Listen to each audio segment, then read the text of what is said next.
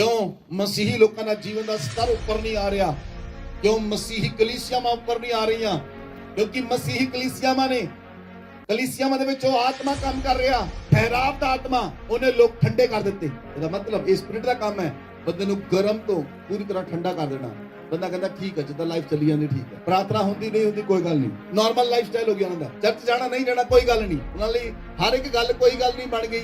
ਕਿਉਂ ਬਣ ਗਈ? ਕਿਉਂਕਿ ਉਹ ਠੰਡੇ ਹੋ ਗਏ, ਉਸ ਸਪਿਰਿਟ ਨੂੰ ਠੰਡੇ ਕਰ ਦਿੱਤਾ ਔਰ ਇੰਨੇ ਠੰਡੇ ਕਰ ਦਿੱਤਾ ਹੁਣ ਉਹਨਾਂ ਨੂੰ ਕੋਈ ਫਰਕ ਨਹੀਂ ਪੈਂਦਾ, ਚਾਹੇ ਉਹ ਪਾਪ ਕਰਨ ਚਾਹੇ ਉਹ ਪਵਿੱਤਰਤਾ ਵਿੱਚ ਰਹਿਣ, ਉਹਨਾਂ ਨੂੰ ਤਾਂ ਵੀ ਫਰਕ ਨਹੀਂ ਪੈਂਦਾ क्योंकि वो ठंडे कर देते। इसलिए बिना ज्ञान तो तुसी परमेश्वर दे नाल नहीं चल सकते, बिना समझ तो तुसी परमेश्वर नाल नहीं चल सकते। बाइबल में लिखा परमेश्वर को आने वाले व्यक्ति को समझ होनी चाहिए है। समझ कितना आती है जो ज्ञान मिलता, तुसी समझ प्राप्त कर नहीं सकते, खुद समझ नहीं मिल सकती। समझ के लिए तुहानू ज्ञान प्राप्त होना चाहिए है। असं अपने बच्चों को स्कूल क्यों भेजते हैं? रोज स्कूल भेजते हैं।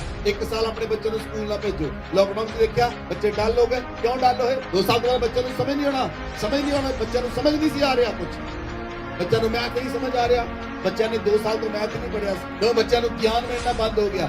ज्ञान मिलना बंद हो गया, जे ज्ञान नहीं मिलेगा समझ नहीं बढ़ेगी। और जे तुसी ज्ञान प्राप्त करते हो परमेश्वर का, फिर तुहाडी समझ बढ़ती है और उस समझ दे नाल तुसी परमेश्वर दे नाल चलदे हो। तुसी अपनी समझ नाल परमेश्वर नाल चल ही नहीं सकते, क्योंकि तुहाडी समझ जिहड़ी है वो थोड़ी है। मनुख अपनी समझ नाल चलना चाहते हैं, लेकिन सुलेमान लिखदा है तू अपनी समझ का सहारा ना लै, संपूर्ण भरोसा परमेश्वर ते रख, संपूर्ण विश्वास परमेश्वर पे रख, अपनी समझ को ना कर, क्योंकि तेरी समझ थोड़ी है और तेरी समझ में बहुत सारी गलतियां हैं। परमेश्वर की समझ ना चल, जे तेरे को परमेश्वर का ज्ञान होएगा, परमेश्वर के ज्ञान दे नाल परमेश्वर की समझ मिलती है। बोलो आमीन, बोलो आमीन। इसलिए तुहानू परमेश्वर का ज्ञान, परमेश्वर के वचन का ज्ञान ते परमेश्वर के वचन की समझ होनी चाहिए है। और जो तुहानू समझ होएगी, तुहानू ज्ञान होएगा, ये दोनों चीज़ां तुसी खुद प्राप्त कर सकते हो। लेकिन नंबर 3 चीज बुद्धि तुसी खुद प्राप्त नहीं कर सकते, वो यहोवा दिंदा। तुसी दुनिया भर की नॉलेज इकट्ठी कर सकते हैं, पर एदा मतलब ये नहीं कि तुसी बुद्धिमान होवोगे।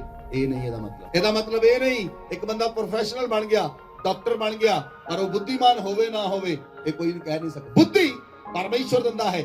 इसलिए बहुत सारियां चीज़ां हैं वो परमेश्वर दे वल्लों आउंदियां हैं, और जदों स्टैगनेशन आउंदी है और लोकां दे जीवन नूं ठहराव कर दिंदी है, फिर लोग की कहते हैं हाउ परे छड्डो जो हुंदा हो ही जावे। किन्ने लोकां ने शब्द बोलिया अपने मुंह चों, मड़ा झाको अपने अंदर, किन्ने लोकां ने शब्द बोलिया अपनी लाइफ च हाउ परे छड्डो जो हुंदा हो ही जावे। क्यों बोलिया? ज्ञान नहीं मिलिया। क्यों बोलिया? बुद्धि नहीं हैगी। और जदों कुछ नहीं हुंदा लोग कहते जो हुंदा फिर हो ही जावे। जो हुंदा किदां हो ही जावे? जे तुसी परमेश्वर दे नाल खड़े हो, अड़े ते खड़े हो।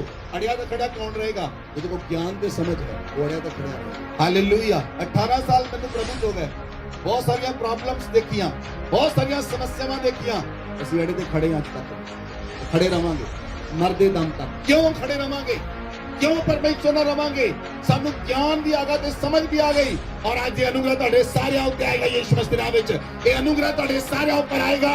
तुसी परमेश्वर दे नाल हर सिचुएशन दे विच अड़े ते खड़े रहोगे यीशु मसीह दे नाम विच। बोलो आमीन।